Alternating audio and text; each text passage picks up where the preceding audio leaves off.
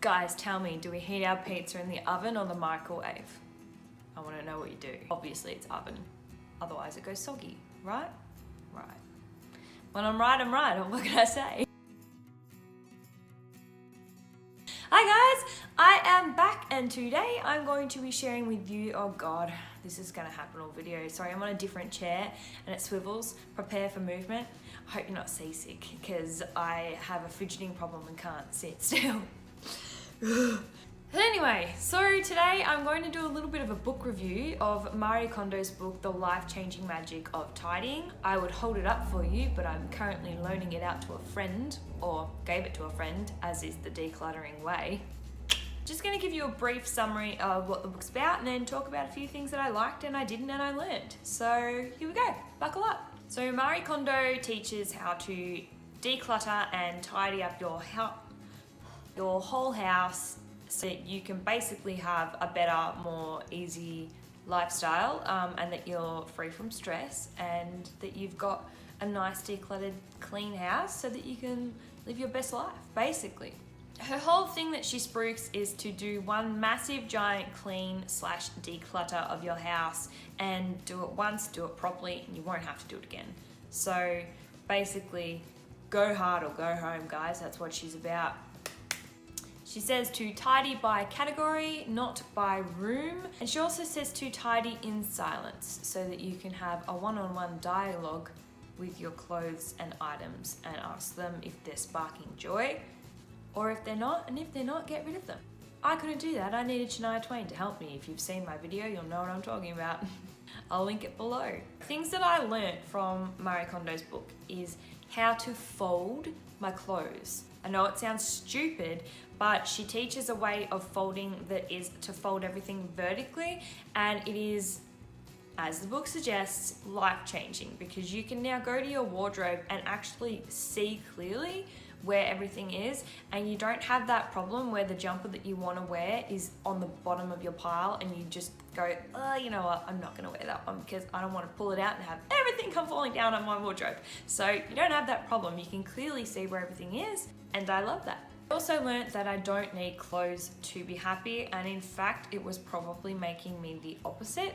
So having too many options in my wardrobe I think was really affecting my ability to get ready quickly, and it would cause anxiety unnecessarily when we were having to go out because I did the whole I've got nothing to wear thing. And the I've got nothing to wear thing really for me stemmed from the fact that I didn't know what the fuck I had in my wardrobe because I had so much crap in there. And you've always got those things that you keep, and I was such a sucker for it. I'll be like, oh no, I might wear that one day, or like it's not comfortable but I could wear it if I was going to an event where I was standing up for a long period of time because it won't cut in my gut. Like, if that's how I'm feeling about something, am I really gonna wear it? No. So I got rid of it all. And you know what though? I got to admit, the whole throwing out and decluttering thing is kind of addictive. Like, I'm honestly every month like, I'm gonna do it again. Every week more so. I'm like, I'm gonna do it again. I'm gonna clean out my wardrobe. I could definitely live off only 10 things. What I got out of it was feeling so much more in control of my life. I know it sounds stupid, but just when I did my wardrobe alone, I felt like stuff doesn't bother me as much as what it used to. I'm in control of my life, and I've got my life together in a way that I haven't had before, and I know my entire wardrobe and what's in it, and I just felt really good about that and really clean and tidy, and it made me put my clothes back straight away because I didn't want them to be laying on the floor and then have the whole pile thing happen. So yeah, having less stuff has now sort of forced us to have a place for everything, and it's so good. We did the kitchen together.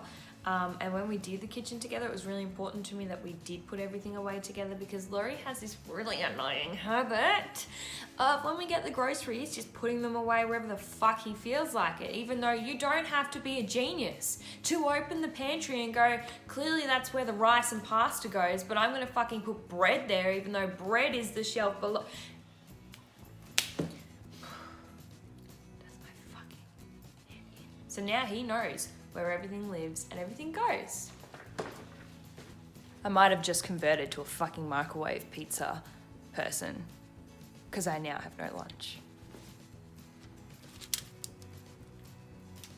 To be fair, I know the error of my ways. I had the oven up way too fucking high, but I was hungry and impatient. I saved one piece.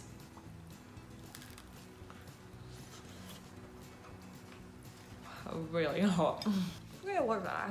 Okay, so what I liked the most about this book is the way she tells you when you're decluttering to get everything out of its normal space and put it somewhere in the middle of a room. For example, get all of your clothes out of your wardrobe and put them on bed. I really liked that. I thought that worked well. I've never really done a clean out of my wardrobe like that before, and I couldn't believe what a difference just that one step actually made. The same in the kitchen, same with books and paper and bathrooms and everything, but particularly my clothes, because that's something that I've obviously cleaned out before. I've never cleaned out the other places before. And it really allowed me to see how much shit we'd accumulated, especially in the kitchen. I had no idea. Like, you don't think you're gonna have that much crap in the kitchen, but when we started, we couldn't stop, and we filled the whole back of the ute. We did like a massive tip run. Like for example, we had 2 old knife blocks that we'd kept and we didn't ever use because they were blunt and they were awful knives, like they were cheap and shitty, and we kept them and we had them out on our bench taking up room for no apparent reason. And we had so many pens that didn't work, so many full notebooks, like full. You can't actually use them because they're full. Like, it just made no sense at all to keep them. So yeah, it was really cool. I liked that experience. And I liked the fact that this was the first time in my life that I'd ever had a full cleanup and decluttering of my entire house, with the exception of the garage. We haven't done that yet because we're actually in the process of putting up a shed. So all the crap that's in the garage will get sorted when it has to move from the garage to the shed. So I thought, that's gonna happen anyway, we'll just wait and we'll do that then. What I didn't like about the book is I found it incredibly repetitive, and I felt like it almost could have been half the length that it was if she didn't just keep repeating herself over and over and over. I also I just couldn't get on board with the whole clothes have feelings thing, and that your socks are super offended because you've been storing them balled up, and that your off-season clothes need you to touch them and like tell them that you fucking love them when you're not using them. Like, I tried really hard to get my hippie on and really get on board with that, but really couldn't. Like, I just nearly stopped reading the book at that point because I was like, is this woman actually mad? And obviously, as I've already mentioned, I was not about cleaning in silence. Music motivates me, keeps me going, and I didn't have that relationship with my clothes where I felt like I had to have a discussion with them because they're clothes. I also felt a little bit like when I was reading the book, and she talks a lot about her childhood and how she first got into cleaning and all that sort of stuff, and I was reading it and I'm like, this woman has severe OCD and is kind of delusional, thinking that clothes have feelings, and no one's talking about that. I'm probably gonna cop some hate for saying this, but I really felt like she seriously had OCD, like, and I'm not just using that lightly. I know it's a very serious condition. I have a friend with it, but it was, yeah, a lot. Like, she literally used to clean out classrooms at school without even being asked to. Like, she'd get to school early so she could clean up the school and declutter the school, and then she'd come home and it was the only thing she was thinking about. And it was just like, this is a problem. Like, this isn't a healthy obsession. Yeah, and then the delusional thing where she thinks clothes have feelings, like, I'm just not with her on that front. Just didn't get it. So they were some of the things I didn't like, but all in all, I took away quite a few lessons from the book, and it has certainly changed my life for the better. So I would recommend this book. But you can also just watch the Netflix series now, and you can pretty much get all the lessons out of that, or just everything I've told you in this video, and implement it into your life. And if you want to watch the Netflix show, it is worthwhile. Even if you just watch a couple of episodes, it's just interesting to see like how the people feel at the end of it, and to see it in action is really cool. I would probably give the book a 7 out of 10. So yeah, there you go. That's my book review for The Life-Changing Magic of Tidying by Marie Kondo.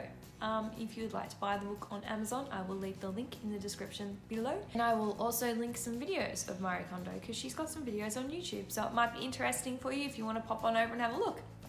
Thanks for watching, guys. If you like this video, please share it with a friend and consider subscribing. I will see you in my next video. Bye!